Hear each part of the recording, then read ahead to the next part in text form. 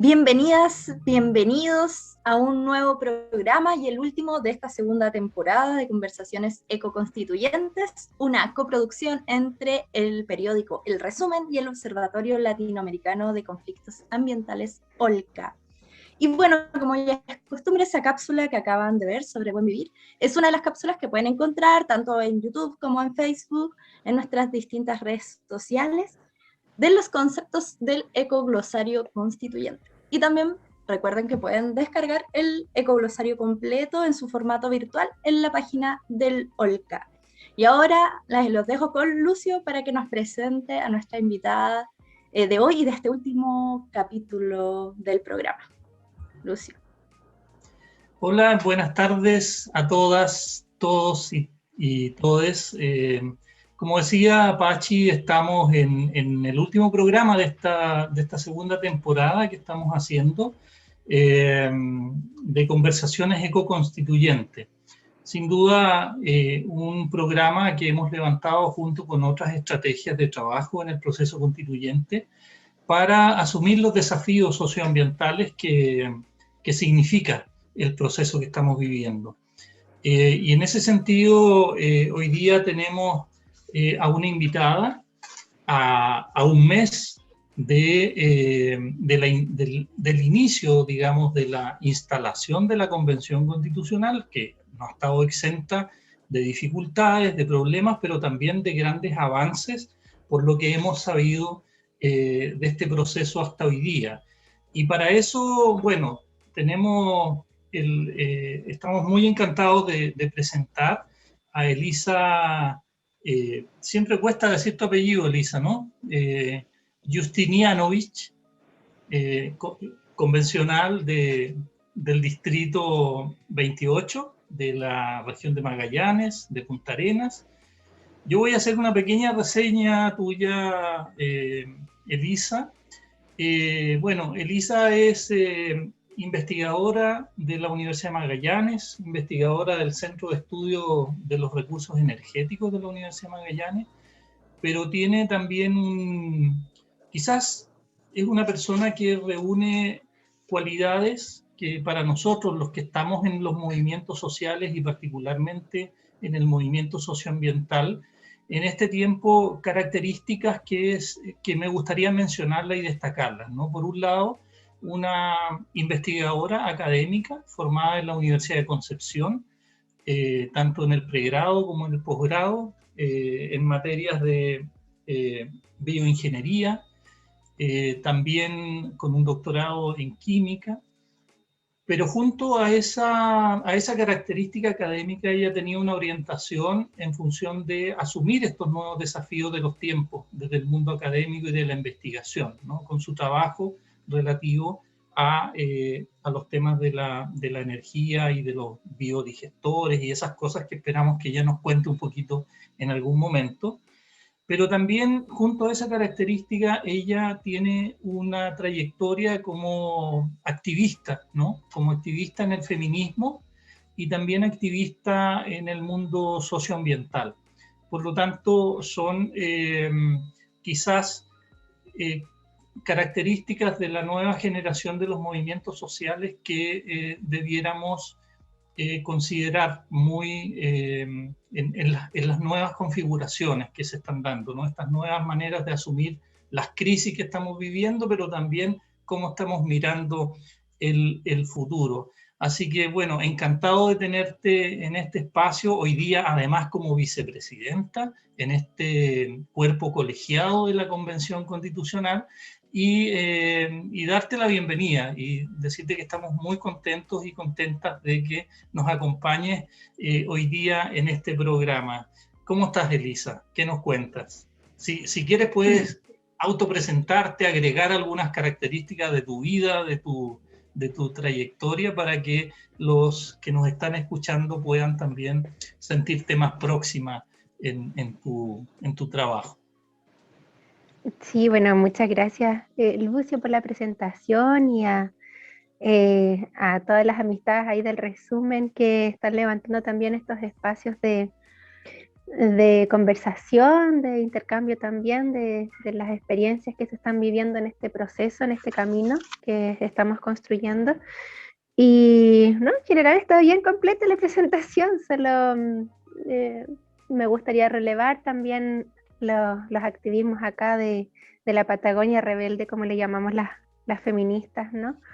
Donde finalmente el entramado que se ha tejido ha sido principalmente hacerle frente a la violencia machista, ¿no? Tenemos ahí redes de acompañamiento a mujeres sobrevivientes de violencia, redes de apoyo, redes terapéuticas y la coordinadora misma, la coordinadora feminista, que finalmente es donde emerge también esta candidatura y hoy ya este rol de constituyente. Así que mandarle hoy un saludo muy cariñoso a todas mis amigas, a mis hermanas, compañeras de la Patagonia Rebelde. Qué bien. Oye, Elisa, ¿y si nos puedes contar un poco del territorio, de las organizaciones que levantaron tu candidatura? ¿Cómo se gestó eso? Yo entiendo que hay una asamblea, hay un programa, un mandato. Si nos puedes un poco caracterizar eso para que todos conozcan este proceso que se parece a lo que ha ocurrido en otras regiones, pero tiene la característica también, y que es uno de los temas que cruza mucho los debates en este tiempo de constituyentes, que es la zona más austral de Chile, y por lo tanto es una de las zonas donde quizás se manifiesta de manera más gráfica las problemáticas de la centralización o de la falta de descentralización de este país. Entonces hay cosas muy interesantes que pueden ser reflejo también de lo que pasa en otros lugares de Chile. Sí, bueno, totalmente, Lucio. Igual acá, por ejemplo, como en otros lugares, sucedió un fenómeno como muy espontáneo, yo diría muy humano, de que en periodos de crisis nos agrupamos pues, para poder pensar colectivamente, como el fenómeno de los cabildos masivos que empezaron a suceder, ¿cierto?, a partir de la revuelta social.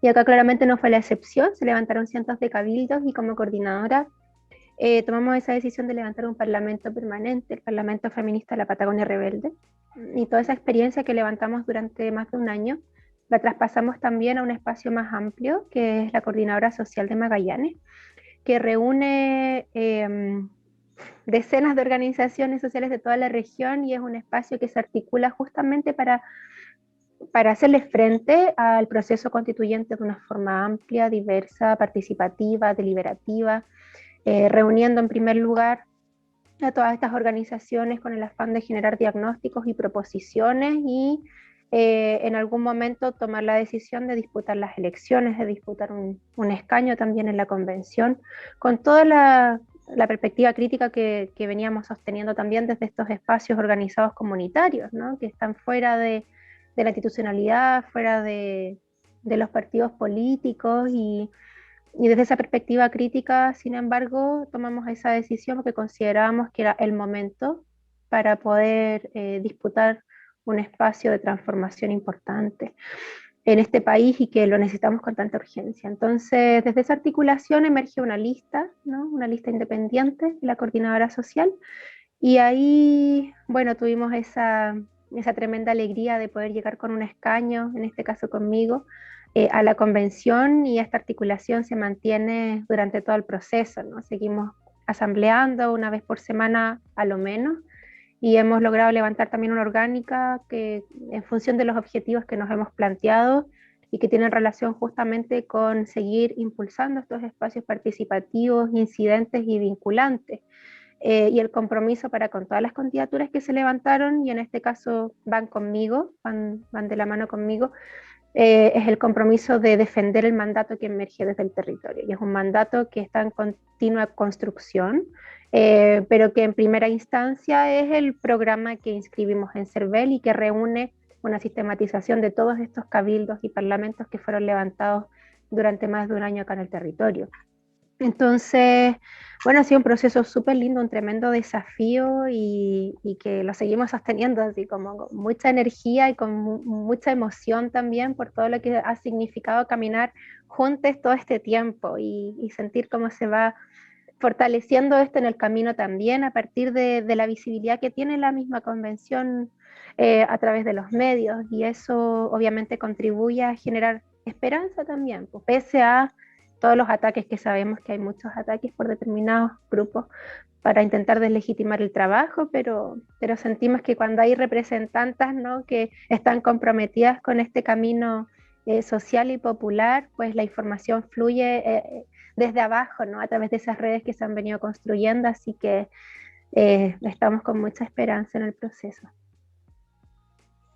Asambleando, dice Elisa. No había escuchado ese concepto, muy importante en estos tiempos, ¿no? Sobre todo por la gran cantidad de convencionales que vienen de mundos sociales y de mundos independientes, que hoy día están en la Convención Constitucional.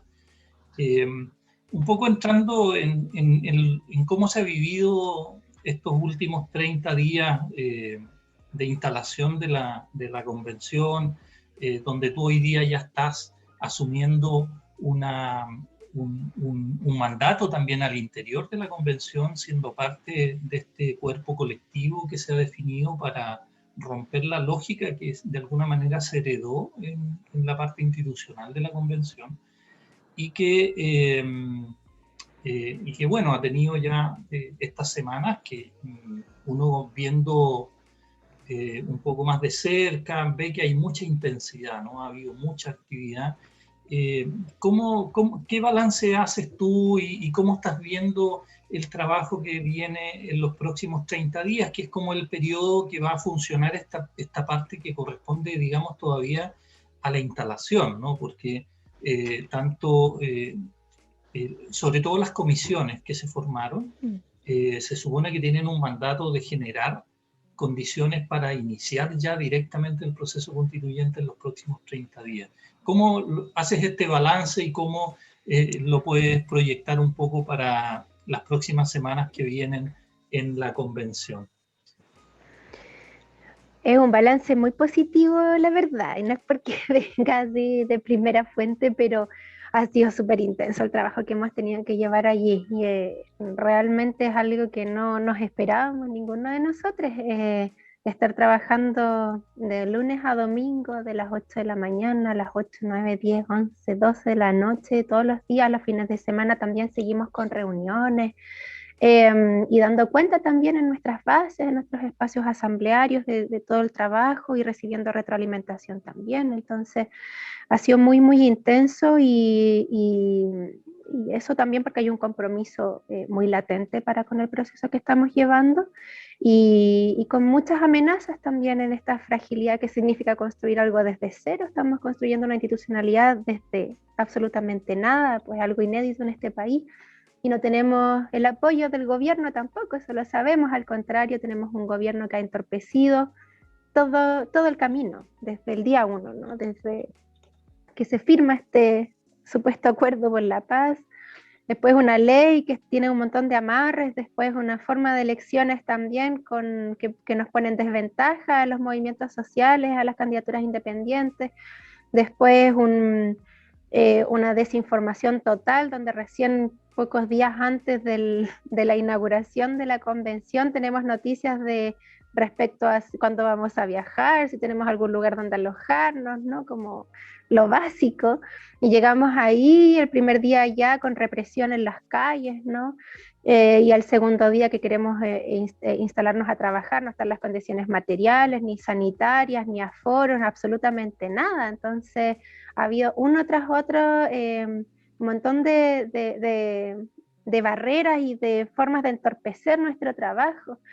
Al día de hoy hemos recibido noticias porque también todas esas condiciones materiales por ley tienen que estar provistas por parte del Ejecutivo, y ellos son los que administran los recursos, y empiezan a aparecer estas noticias sensacionalistas de que se han gastado, qué sé yo, 2.000 millones de pesos, y que nos culpan a nosotros cuando nosotros no hemos tenido acceso siquiera a una rendición de cuentas por parte de la SECPRES.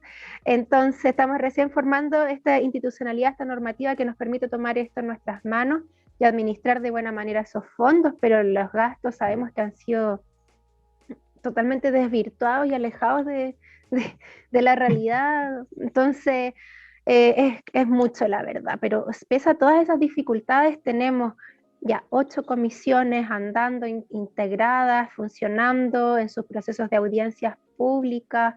Tenemos, ¿cómo se llama? Hemos votado un montón también de normativas, hemos votado un montón de indicaciones, las propuestas que han surgido son cientos y cientos de hojas en observaciones, indicaciones y propuestas que se han levantado desde distintos grupos. Hemos logrado proponer también esta ampliación de la mesa, integrar una mesa diversa también para poder colaborar en la dirección que toma la convención misma. La verdad es que, y nos hemos puesto plazos también bien como acelerados de alguna manera, o sea, sacar un reglamento en 30 días, considerando la experiencia comparada, que hay países donde se ha tardado 1 año, 6, 7 meses en sacar un reglamento, nosotros lo proponemos sacar en 30 días. Es porque efectivamente tenemos toda nuestra energía, nuestro corazón puesto en esto. Queremos que funcione y queremos estar a la altura de las expectativas y los anhelos de todas las personas. Entonces, el balance realmente es muy, muy positivo de todo lo que se ha venido haciendo. Por otra parte, comentar más allá de uno decir como en números, 8 comisiones, 30 días, la verdad es que lo más importante es que estas comisiones tienen relación con los principios que hemos puesto por delante en el proceso constituyente. O sea, las comisiones no es solamente una comisión de reglamento, ¿no? Como el reglamento de funcionamiento, sino que además de esa comisión, hay una comisión de participación popular y educación popular, porque queremos que esto efectivamente sea participativo, sea incidente, sea vinculante con el proceso. Entonces, esa comisión se va a encargar de levantar todas esas herramientas y mecanismos bajo los principios de la plurinacionalidad, descentralización, inclusión, pluralismo, etcétera, etcétera. Tenemos una comisión de descentralización, así tal cual, como encargada de que todo el funcionamiento de la convención sea descentralizada, que salga de Santiago, que vaya a todos los territorios, que escuche todas las voces, que tenga, vamos, toda esa perspectiva. Tenemos una comisión de comunicaciones y transparencia activa, porque queremos que efectivamente la comunicación no sea hegemónica a través de los medios tradicionales, sino que estén también presentes los medios alternativos, independientes, que tengan acceso también al espacio de la convención. Que la información que se maneje sea fidedigna también, que haya un compromiso para con aquello. La transparencia del órgano también tiene que ser un compromiso ineludible del espacio mismo, ¿no? Y que sea activa, no sea sencillamente que uno solicite la información y a la semana te llega, sino que realmente que haya muchos mecanismos y plataformas para que todo esto llegue a todos lados. Una comisión de derechos humanos, verdad, justicia y reparación, porque tenemos un compromiso para con las garantías democráticas que tienen que estar siempre por delante en este proceso de reconstrucción de nuestro país, nuestra institucionalidad y nuestro Estado. Entonces, son comisiones de profunda relevancia en el proceso, o sea, estamos prefigurando lo que queremos de aquí al futuro, en el trabajo que vamos a llevar a cabo. Entonces, no es menor, la verdad, lo que nos estamos proponiendo sacar en 30 días. Bueno, sí, y después de esos 30 días, verdad, que me decías como cómo se proyecta después de esos 30 días, vienen 5 días de observaciones y luego ya votación en el pleno para que el reglamento quede andando en un par de semanas después de aquello y empezar a funcionar de lleno ya en los contenidos constitucionales a través de comisiones temáticas. Ahí ya nos metemos de lleno en el trabajo grueso y eso queremos que sea también participativo. O sea, no vamos a escribir solos esos contenidos en el Palacio, en el ex Congreso, sino que realmente queremos recoger todos los insumos que nos hagan llegar desde los cabildos, asambleas, parlamentos, organizaciones, etcétera.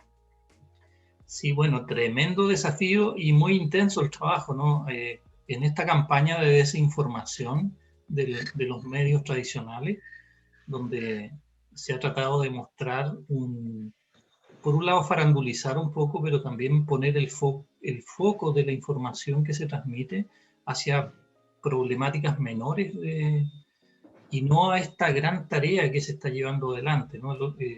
Salían, por ejemplo, algunos, no sé, cantidad de votaciones que se han tenido que hacer, que muestra, que es un indicador de alguna manera de cómo se ha ido ejerciendo y cómo se ha ido construyendo esta convención en estas semanas, ¿no? Yo creo que eso es muy importante que lo podamos transmitir ampliamente y de eso, en esa línea queremos colaborar nosotros también. Y también queremos colaborar en acercar algunas perspectivas, inquietudes que también las organizaciones tienen en los territorios. Y en este programa hemos incorporado algunas consultas, apreciaciones que organizaciones vienen haciendo sobre el proceso constituyente. Y Pachi te va a presentar una inquietud que tiene una compañera de un territorio también del sur de Chile, no tan al sur, pero que aquí nos va a presentar. Pachi. Muchas gracias, Lucio. Bueno, sí, ahora viene la pregunta de las organizaciones. Esta vez vamos a escuchar a Alejandra Parra Muñoz, quien es de la RADA, la Red de Acción por los Derechos Ambientales de la Araucanía. Así que ella nos trae una pregunta ahora para ti, Elisa, así que vamos a ver el video. Hola, Mari Compulamien, mi nombre es Alejandra Parra Muñoz, soy miembro de la Red de Acción por los Derechos Ambientales, de la Red de Defensa de los Territorios, de las organizaciones sociales y territoriales del Gualmapu, y también de Gualmapu sin TPP, que es una plataforma donde coordinamos acciones en contra del TPP-11 y sobre este tratado que amenaza la soberanía de los pueblos de Chile porque intenta imponer sobre las decisiones que podamos tomar dentro del país este sistema de resolución de controversias, donde las corporaciones transnacionales pueden demandarnos cada vez que se ven amenazadas sus ganancias. Y este tratado intenta imponer nuevamente el convenio POP 91, que es la puerta abierta a los transgénicos y a la privatización de las semillas. También promueve la apropiación del conocimiento tradicional de los pueblos originarios sobre la biodiversidad de sus territorios para las corporaciones transnacionales, entre muchos otros daños que podría hacernos este tratado si llegara a ser ratificado, y que le queda solamente un trámite en la Cámara del Senado en estos momentos para ser aprobado, ratificado por Chile. Entonces te quiero preguntar, ¿qué debería quedar en la nueva Constitución que nos pueda resguardar de la imposición de este tipo de tratados internacionales? Bueno, ahí teníamos a Alejandra Parra desde la región de la Araucanía. Alejandra también ha sido activa, militante feminista y también del movimiento socioambiental, en particular en una región con muchos contrastes, ¿no? Sobre todo por la repercusión que tiene la situación del pueblo mapuche en particular, ¿no? Y bueno, y ahí planteaba un tema que ya hace rato está como en la esfera del debate constituyente, pero que todavía no se ha llegado a tocar directamente, ¿no? En lo que llevamos de convención. Así que, ¿cómo lo ves, Elisa? Sí, bueno, yo creo que ahí hay un trabajo desarrollado de forma previa, ¿no? A través de las organizaciones y espacios de resistencia socioambiental, tales como ustedes, ¿no? En OLCA, que se ha trabajado bastante en proposiciones que buscan justamente generar estas regulaciones que permiten proteger de cosas tales como este tipo de tratados internacionales, que si generamos un buen marco constitucional que resguarde, sería anticonstitucional firmar este tipo de tratados, como por ejemplo, sacar a los bienes naturales del régimen de propiedad. O sea, estamos hablando, por ejemplo, del agua, ¿no? Necesitamos declararla como un derecho, garantizar el derecho humano al agua y ecosistémico también, y generar también prioridades de uso. Eso se puede regular constitucionalmente, y así como los glaciares, las zonas periglaciares, otros elementos de la naturaleza. Podemos también reconocer a la naturaleza como sujeto de derechos, que es otra cosa que viene pulsando con mucha fuerza desde esta vereda ecoconstituyente, que también estamos articuladas y articulados en quienes portamos también esta perspectiva en nuestros mandatos. El poder tener esta discusión respecto a la propiedad privada, que es algo que lamentablemente la Constitución del 80, que está vigente todavía, es algo que se ha relevado por sobre todo lo demás. ¿no? Como el derecho de propiedad por sobre los derechos humanos, los derechos sociales, derechos de la naturaleza, que ni siquiera era algo impensado en esa época. Y eso hace que finalmente todo pueda ser apropiado, explotado y generar lucro a partir de aquello. Esa es la gran pugna y la gran discusión que vamos a tener que dar respecto a la propiedad, y desde ahí poder abrirnos a otros conceptos, a otras categorías, como por ejemplo la función ecológica de la propiedad, ¿no? Ahí está la función social, que es algo que se considera bastante poco, pero además podemos ampliar la perspectiva hacia una función ecológica. En el caso que se quiera seguir manteniendo ciertas cosas como dentro del régimen de propiedad, pero por otra parte ya consagrar bienes naturales derechamente como inapropiables, ¿no? Eso por una parte sería un gran marco regulatorio que impediría que este tipo de tratados tan nocivos que atentan contra la autonomía, contra la soberanía, puedan ser firmados por nuestro país. Y otra cosa que me parece súper interesante es algo que ya está presente de facto en nuestra convención, que es la plurinacionalidad. La plurinacionalidad no significa simplemente reconocer y nombrar, significa algo muy concreto. O sea, aparte de ese reconocimiento, significa reconocer los derechos indígenas, los derechos consuetudinarios, los territorios ancestrales también, y cómo se reconocen también esas prácticas preexistentes, ¿no? Y las relaciones preexistentes propias de las diversas culturas de los pueblos originarios. Y eso obviamente, cuando se genera un marco de respeto y de regulación, permite también que con autonomía y con autodeterminación los mismos pueblos y comunidades puedan decidir de qué manera se relacionan las comunidades humanas para con la naturaleza y los ecosistemas. Y eso también genera un resguardo que hoy en día no lo tenemos claramente. O sea, aquí mismo en la Patagonia tenemos la Reserva Nacional Cahuéscar, que está llena de salmonera, ¿te das cuenta? Entonces eso atenta contra convenios como el 169 de la OIT, atenta contra los derechos indígenas, con los derechos consuetudinarios, con absolutamente todo. Ahora, por ejemplo, se aprobó un proyecto de dinamitar el paso Quirque, que es un paso que tiene una relevancia también en la cosmovisión cahuéscar tremendamente importante, y lo quieren dinamitar atentando contra sus antepasados, contra sus antiguos, en fin, o sea, es una zona tabú. Y eso es sencillamente porque no tenemos ese marco regulatorio que permita reconocer esos derechos. Entonces la plurinacionalidad vendría también a ser un aporte que permita regular justamente que este tipo de situaciones dejen de ocurrir. Eso son dos aspectos que me parecen fundamentales y claves en la discusión para poder generar estos resguardos de los ecosistemas, ¿no? Con un cambio de perspectiva también muy importante. Sí, bueno, sin duda el cambio o la redefinición del carácter del Estado con los elementos que tú has planteado son muy importantes, ¿no? Para generar un marco donde recuperemos soberanía y podamos también impedir que estos tratados que van hipotecando las posibilidades de mejoramiento de la vida en nuestro país se puedan materializar. Pensando un poco desde el proceso que ustedes han hecho de las luchas territoriales que existen en la región de Magallanes, ¿cómo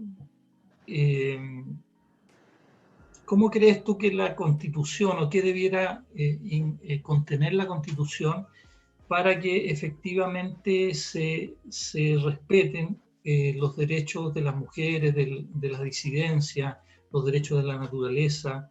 ¿Cómo rompemos estos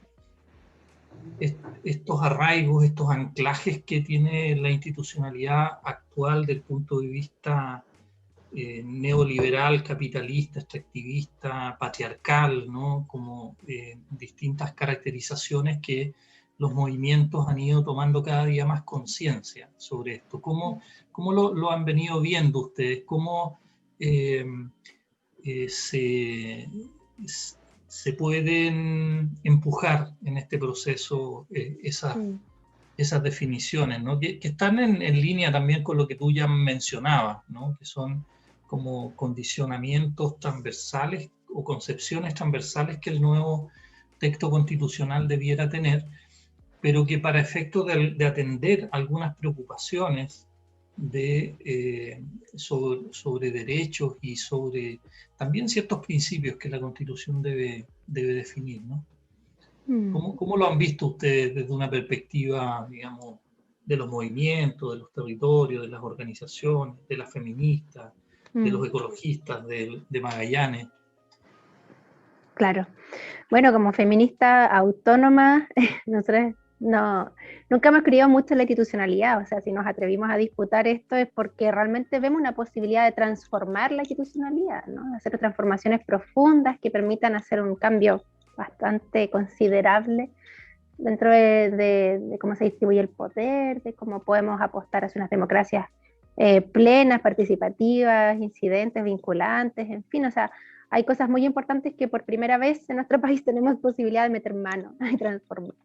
Pero por lo mismo no vamos a caer en la falsa ilusión de que realmente este es el único lugar donde tenemos que poner todas las fichas y esto va a ser el cambio fantástico y de aquí en adelante todo va a funcionar maravillosamente bien. Sabemos que hay cosas que no podemos soltar.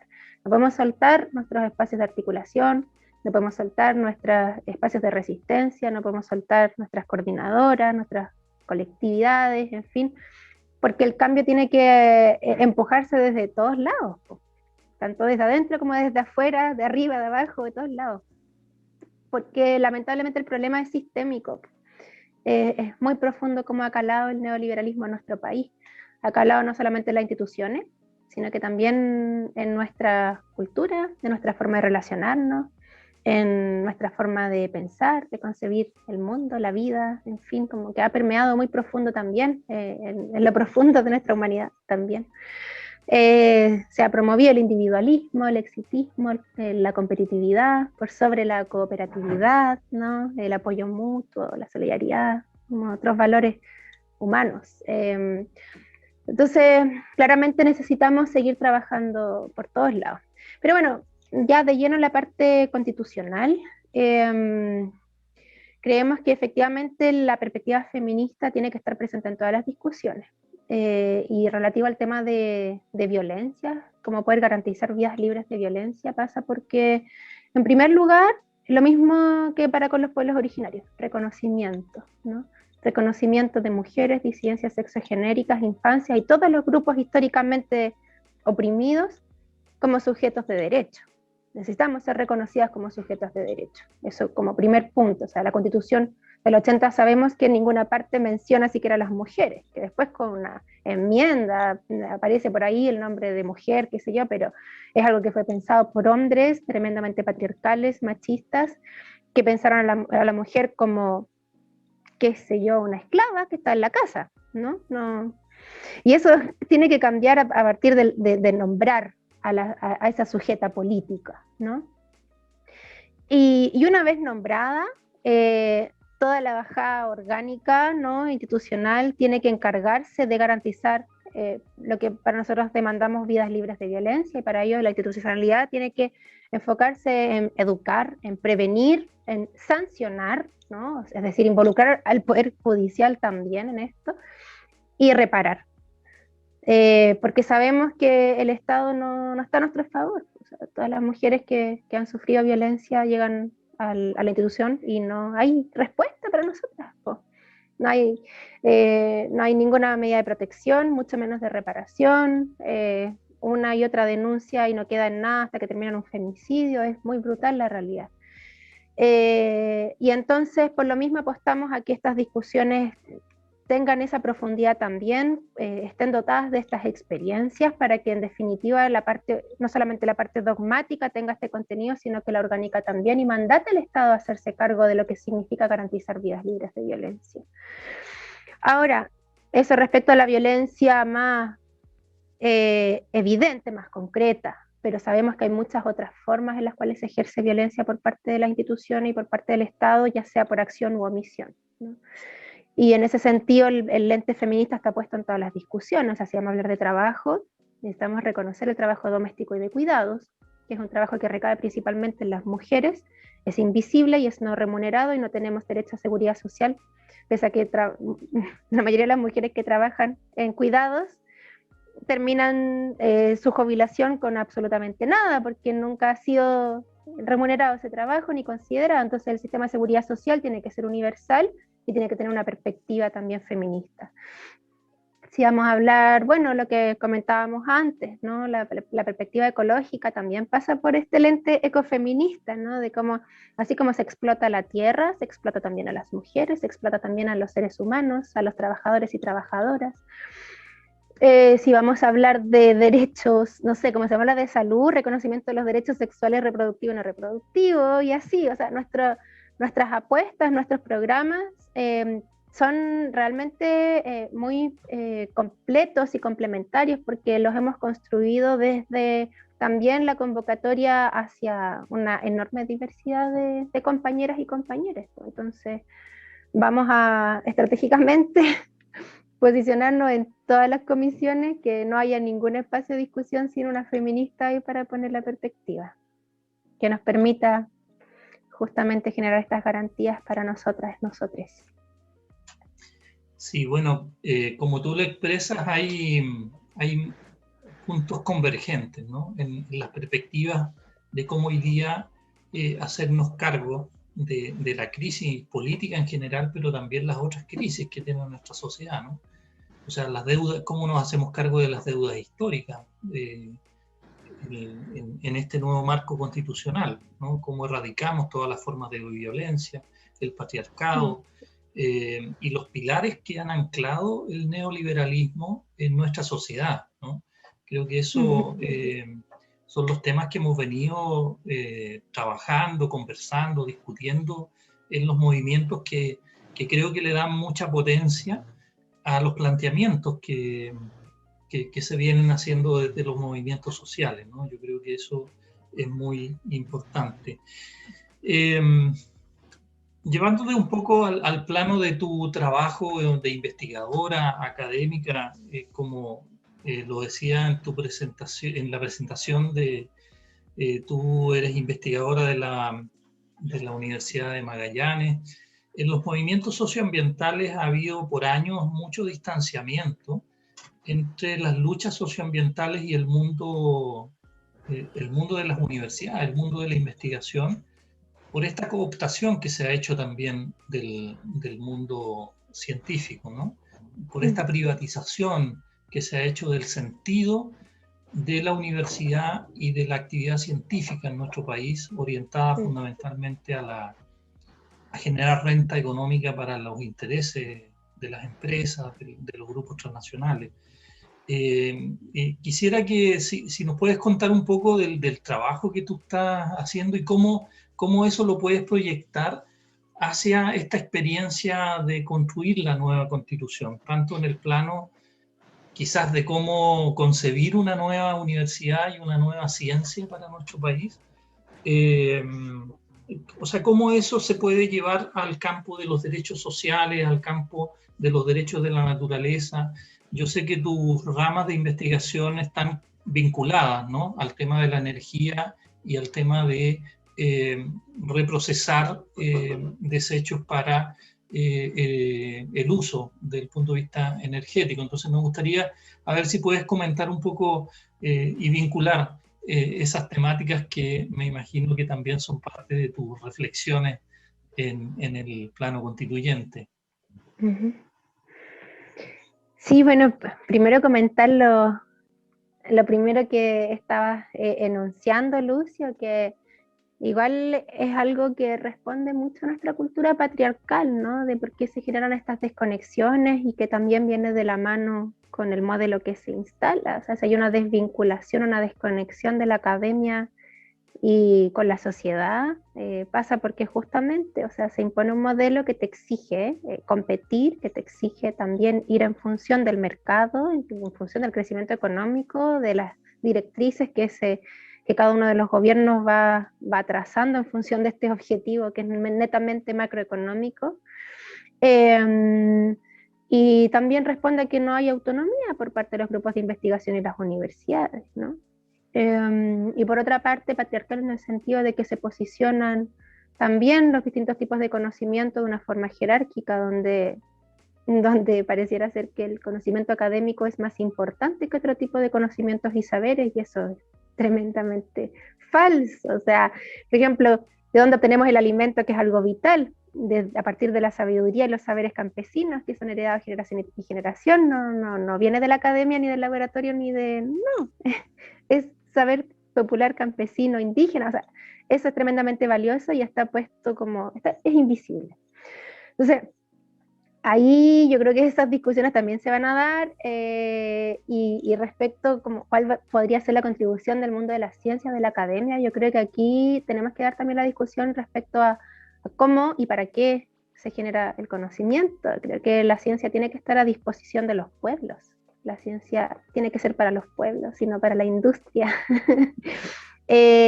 Como primer objetivo, buscando siempre un principio del buen vivir, ojalá que podamos poner eso por delante dentro de los principios constitucionales, el buen vivir como el objetivo, alcanzar, y que toda la institucionalidad esté en función de aquello, de ese objetivo, y no del crecimiento económico, macroeconómico, como sucede hoy en día.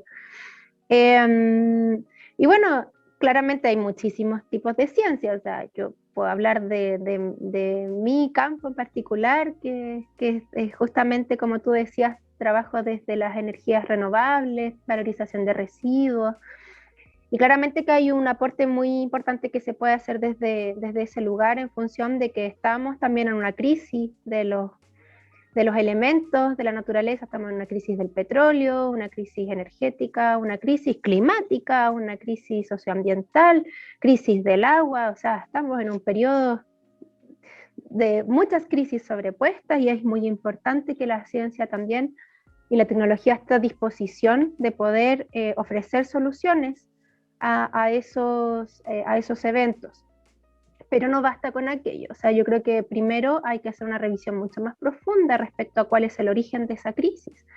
Porque si no abordamos esa pregunta, que es la primera pregunta, no vamos a llegar a ningún tipo de solución efectiva. Van a ser soluciones parche o soluciones pantalla, o ningún tipo de solución. O sea, que la solución que se propone desde la misma vía, que es el origen del problema, es el capitalismo verde, disfrazado de algo como amigable ambientalmente, socialmente amigable, cuando realmente siguen explotando al mismo ritmo. La diferencia es que los residuos los tratan por aquí y por allá, se pone una pantallita y todo bien, pero realmente todo mal. Entonces, el cambio de paradigma tiene que ser la primera premisa. Tenemos que discutir de cuál es el origen de este problema. ¿Por qué estamos en una crisis climática? ¿Por qué estamos en una crisis hídrica? ¿Por qué estamos en una crisis del petróleo, ¿no? Y eso pasa por revisar cuál es nuestra matriz energética, nuestro modelo productivo. ¿Estamos produciendo para qué? ¿Con qué fin? Si es con el fin de crecer económicamente, ¿realmente somos tributar a la buena vida? No, porque hay sistemas productivos que producen armas, y eso, ¿en qué mundo paralelo tributa a la buena vida? La producción de armas. Hay sistemas productivos que producen plásticos de un solo uso. ¿A qué buena vida le tributa tener un vasito desechable que va a terminar en la basura y luego en el océano?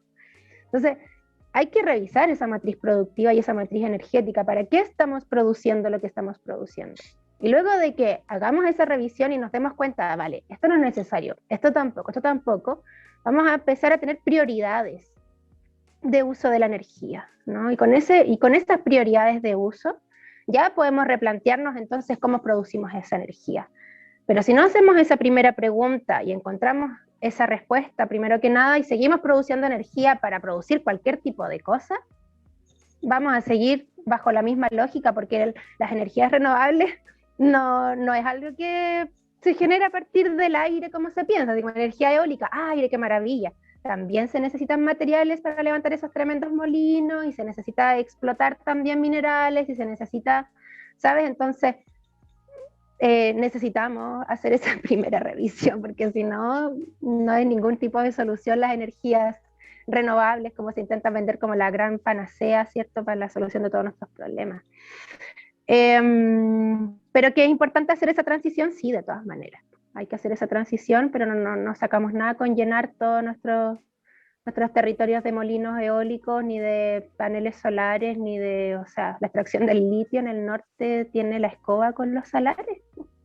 Y así, los molinos de viento también atentan contra las rutas migratorias de las aves. Todo tiene sus pros y sus contras. Entonces creo que va a ser súper importante discutir esto muy a fondo para que realmente las soluciones sean reales y sean efectivas de aquí al futuro y sostenibles en el tiempo. Sí, qué bueno que tocas y le das ese enfoque a esta parte de la conversación, porque, bueno, el tema energético en Magallanes y en Punta Arenas siempre ha sido un tema muy relevante, ¿no? Por las condiciones climáticas, por la necesidad de la calefacción, condiciones de frío que hacen necesario asumir, digamos, el desafío de la energía del punto de vista muy integral, ¿no? No solo de qué es lo que vamos a quemar. Y en este último tiempo aparece, dentro de esta misma lógica que tú mencionas de la economía del capitalismo verde o de las formas de generar energía renovable, pero al servicio del mismo modelo, del mismo sistema actual, y sin hacer esta revisión que tú planteas, ¿no? Y en ese sentido te quería consultar, se está planteando en los últimos años lo de la economía del hidrógeno, ¿no? Del reemplazo supuestamente de los hidrocarburos por el hidrógeno. Y eso en el hidrógeno verde. Hidrógeno verde que es verde porque se necesita mucha energía para generar ese hidrógeno y esa energía tiene que venir de la energía renovable.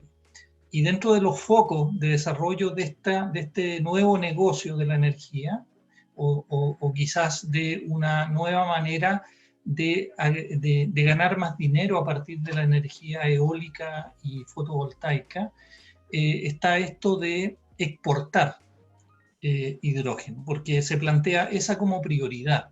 No se plantea la prioridad de desarrollar estas tecnologías para resolver nuestros problemas de transición energética y asumir también los problemas de la crisis climática. Entonces, ¿cómo se está viendo eso desde Punta Arenas, desde la región de Magallanes? Porque se plantea como uno de los focos de la estrategia del hidrógeno verde para venderle hidrógeno a los alemanes, a los ingleses, etcétera, pero no para resolver nuestros propios desafíos, ¿no? Sobre todo en una zona como Magallanes. ¿Cómo se está viendo eso y cómo crees tú que se podría también abordar en esta discusión?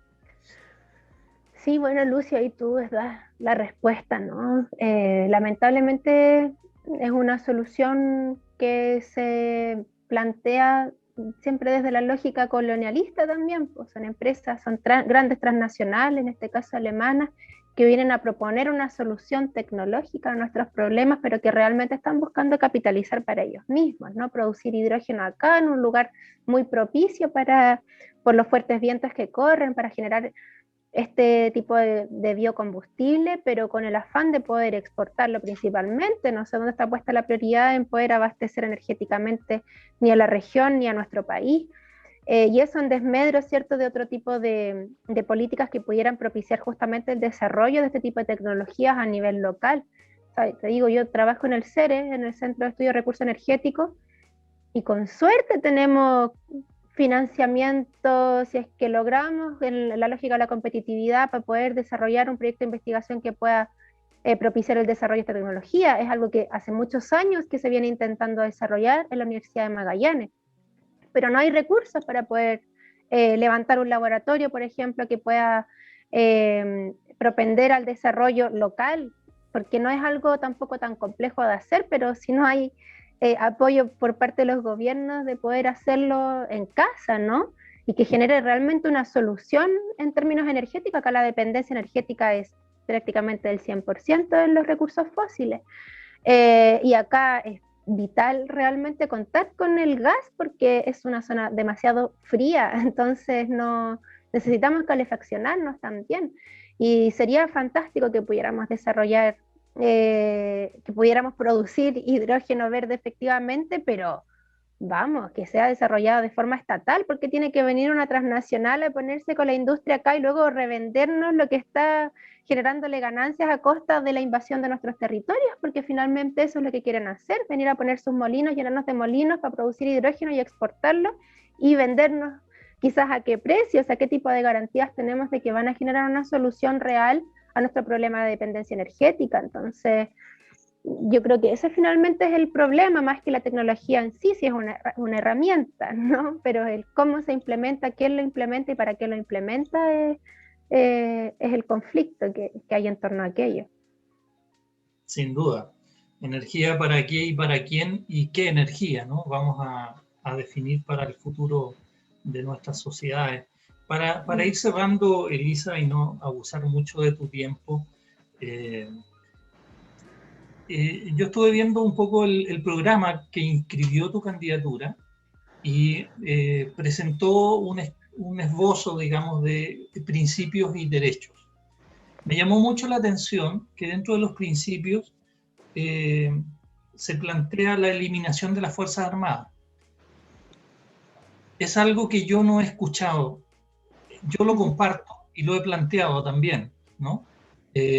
Pero no he visto, ni tampoco en los programas de nuevas candidaturas que se están generando para las próximas elecciones, el abordaje del tema de las Fuerzas Armadas es bien, entre comillas, democrático, pero no entra tampoco al cuestionamiento de fondo de por qué nuestra sociedad necesita Fuerzas Armadas y por qué el gasto militar de Chile hoy día representa uno de los gastos militares per cápita más altos de Latinoamérica.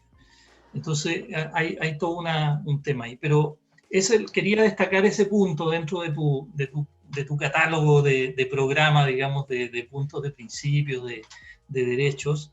No quiero que nos cuentes en extenso todo eso, pero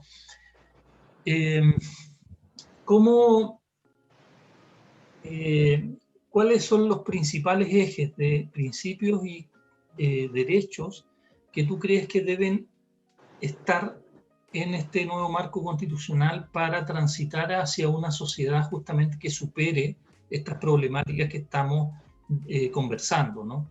O sea, una sociedad post-extractivista, una sociedad que se haga cargo de la erradicación del patriarcado, plurinacional, o sea, por lo menos que tenga como eje esos grandes desafíos que ya es parte de las deudas que tenemos como sociedad de abordar, pero también es parte del futuro que tenemos que construir.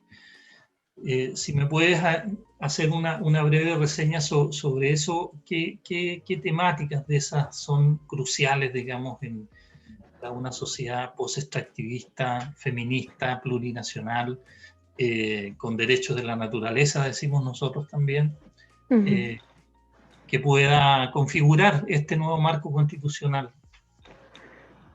Sí, bueno, a ver, respecto a lo de Fuerzas Armadas, antes que nada, muy breve, ¿no? Que efectivamente entre feministas, claramente que nuestro anhelo utópico es que se acaben, como eliminar las Fuerzas Armadas, nos parece un absurdo. Estamos apostando a la buena vida, hacia el buen vivir. ¿A qué buena vida le tributa la persona armada? No tiene ningún sentido.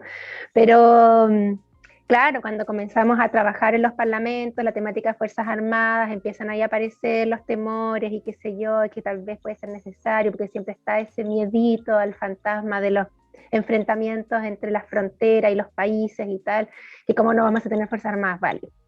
Pues ahí ya se va elaborando más el mandato y empieza a aparecer esto, vale, no es eliminar las Fuerzas Armadas, sino que refundarlas, ¿no? Y que esta nueva refundación de las Fuerzas Armadas tengan el principio rector e irrestricto de respeto a los derechos humanos. O sea, eso tiene que estar presente de inicio a fin en toda la fase formativa de las personas que van a integrar Fuerzas Armadas de cualquier tipo en nuestro país.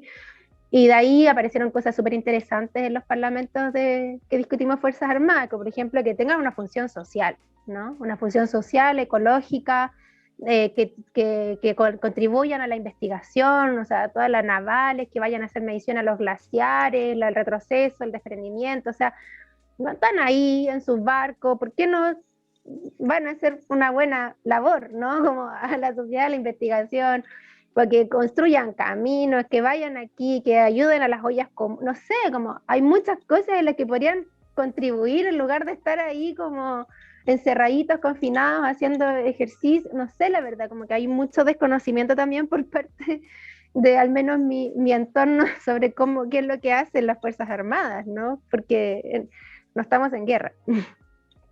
Pese a que el presidente así lo ha dicho, pero no estamos en guerra. Claro. Y eso por una parte. Y tu otra pregunta, que es una gran, tremenda y muy profunda pregunta. Yo creo que se responde también desde los macro temas, ¿no? O sea, partiendo de que esta falsa bandera, una bandera vacía que ha esbozado durante tantas décadas la derecha y todos los partidos del orden, la verdad, ¿no? De las libertades individuales. O sea, aquí se apuesta por una constitución que establece o que instala una idea de que la libertad es individual. Y eso es una falacia. O sea, aquí no somos seres individuales, individuados como separados del resto de los demás. Somos totalmente dependientes unos de otros. Somos dependientes entre nosotros y somos ecodependientes también de la naturaleza, de los ecosistemas, de los otros seres vivos y no vivos también. Entonces, poder cambiar ese paradigma de la libertad individual versus las garantías democráticas va a sentar las bases de un nuevo Estado. Un Estado social y garante de derechos, versus este Estado subsidiario que no sirve para nada, más que para que las empresas lucren con nuestros derechos. Entonces, poder instalar esa idea y ese principio de un Estado social garante de derechos ya es un tremendo paraguas que permite hacer todas estas bajadas y estos desgloses, ¿cierto?, de todos los derechos que necesitamos cubrir y necesitamos garantizar en nuestro país.